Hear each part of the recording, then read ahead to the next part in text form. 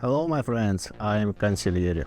In case if you work on web UI or API testing, I'm sure what each day you have to fill out different forms like first name, last name, email address, phone number and so on. You fill out these fields, submit form and validate what new object or record is created through web UI, database or API. In case if you need to automate such scenarios, you probably use two approaches.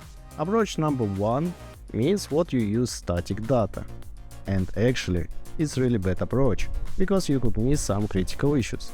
Approach number two means what you need to develop your own functions to generate random data. And in this case, I have a question to you. Why? Why do you still waste time on such activities? Because time means money.